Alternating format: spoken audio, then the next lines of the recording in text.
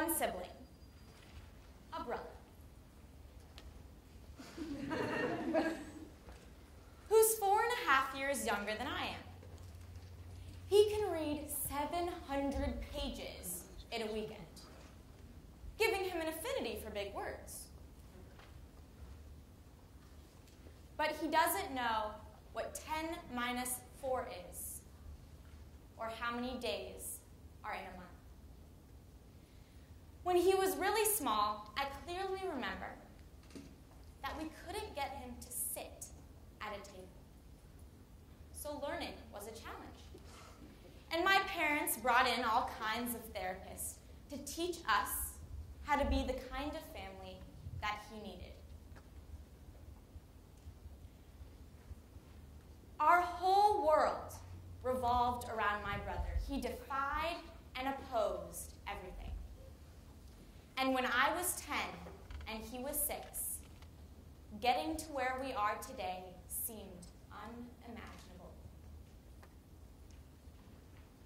Notice how shamelessly he's eating my inventory. He couldn't relate to our world, and we couldn't relate to his, and life was an uphill battle.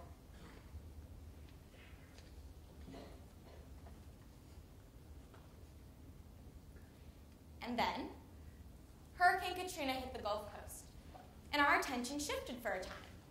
Our TV, which is rarely on in our home, was on nonstop. And somehow, the sight of Katrina's victims, all crammed together in that stadium, frightened and angry, really got to me.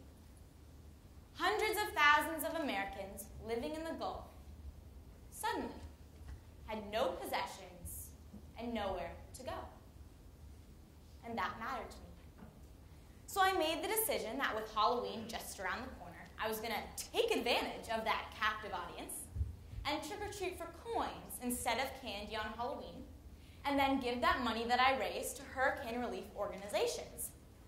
And being as worldly as I was, living in a small town in Iowa, catty-corner from a cornfield, I would get kids to join me, from New York to California, from North Dakota to New Mexico. I also determined that I would be the CEO of this effort, a title I took to mean Chief Executive Optimist. Dutiful to my title, I set an early goal of raising $1 million. By all accounts, things were coming along. I had a nice big trick-or-treat bag that I decorated. And I chose a neighborhood where the houses really close together.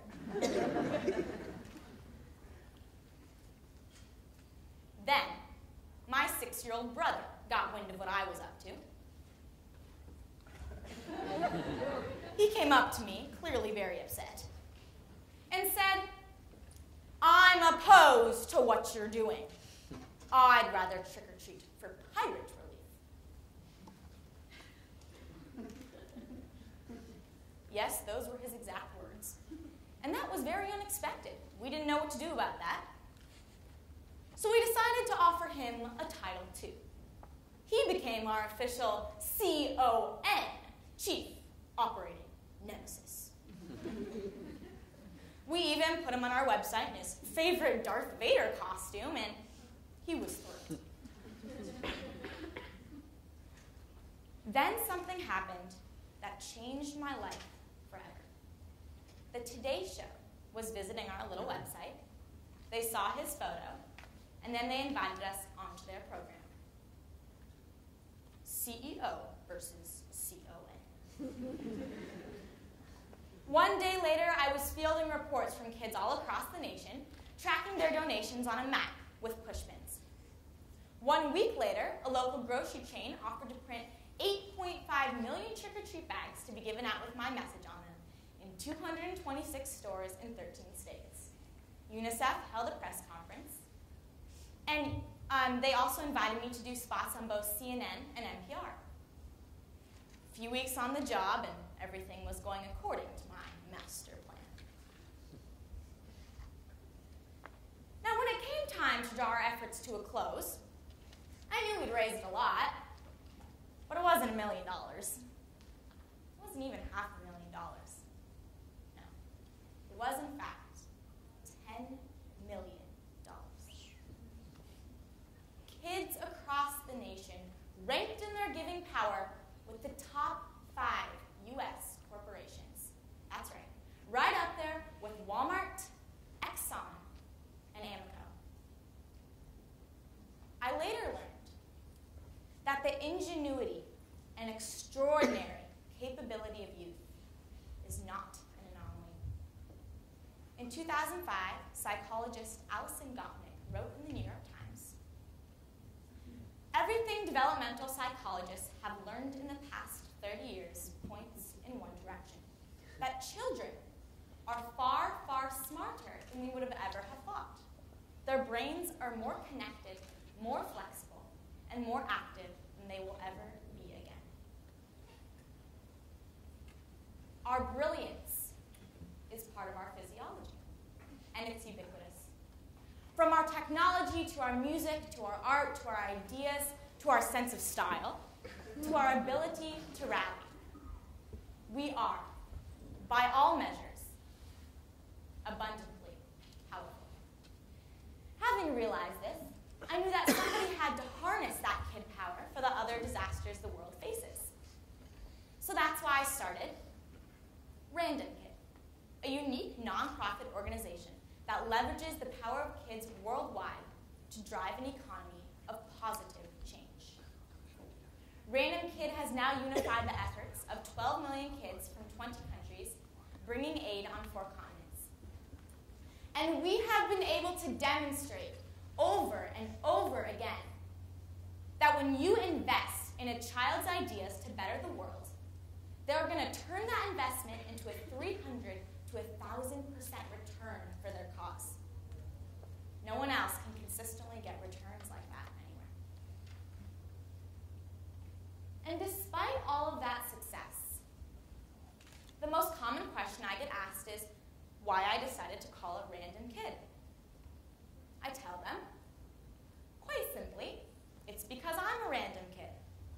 I tell them it's because if I see myself as anything more than a random kid, then how will those I seek to empower see the potential that they have? I tell them it's because when we believe in the power that we each have, we have the greatest power of all.